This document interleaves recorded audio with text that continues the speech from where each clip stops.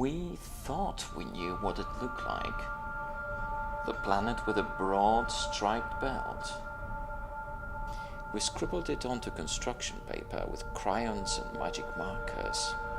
We built models of it out of styrofoam balls and cheap paint in primary colors. It was our favorite, instantly distinct and distinguished from all the other unadorned worlds. Then a series of fleeting glances through the lenses in space and on the ground convinced us that there was something to our favoritism, so we decided to take a closer look. Our eyes had to stay with our bodies and brains here on Earth, but we could construct something that would extend our gaze and bring Saturn's mysteries into a sharper focus.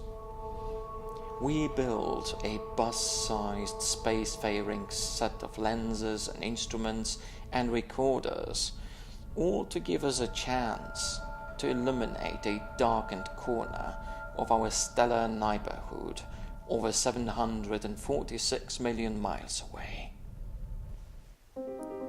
With high hopes, we gave it the name of an Italian-French astronomer, the one who realized in 1675 that Saturn's rings were not solid rock, but a scattering of tiny moons, moonlets, and cosmic dust strewn about the planet's middle.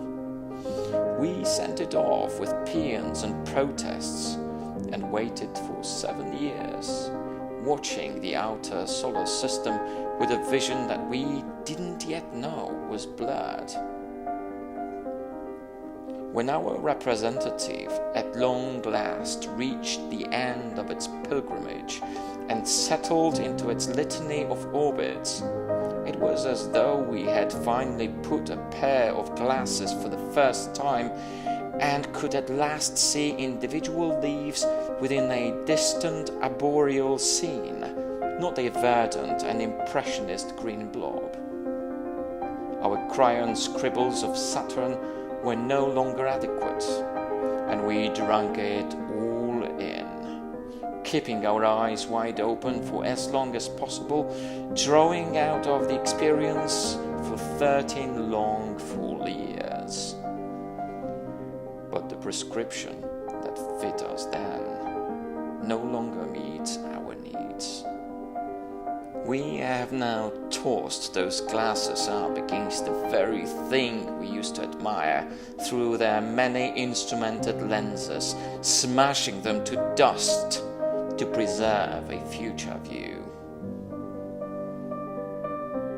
Someday, we will build another set of spectacles and bring that far-flung world close once more.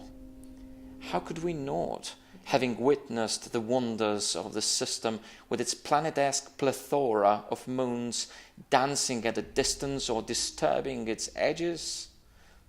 Though we can no longer gaze ravenously at the dumpling-shaped pan, thirst after Enceladus plum, or lose ourselves in Titan's methane lakes, they will continue to perturb our thoughts. Curiosity moonlets leaving a wake of innovation in our minds. We will eventually scrape the money together to let us see this corner of our solar system clearly again, even if it takes years of effort and pulling the resources of the broader human family.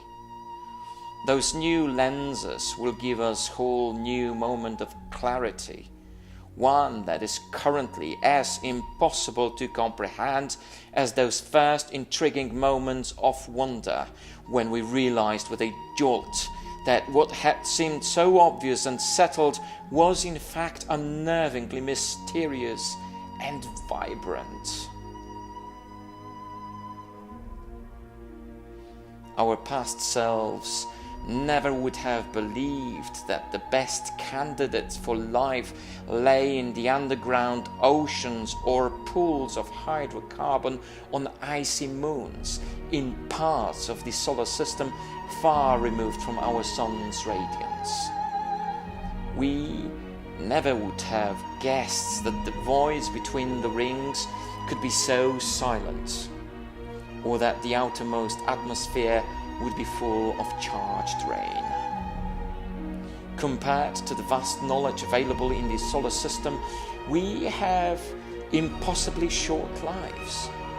Scientists who had young children when they began crafting Cassini are now grandparents, and children who watched Cassini blast off now have PhDs. But together, and intergenerational effort can expand our conception of the universe and grant us the imagination to dream of what yet might be out there. We may have said farewell this morning, but this need not to be our long goodbye. Saturn, be well until we meet again. It may take some time, but we will return to you once more.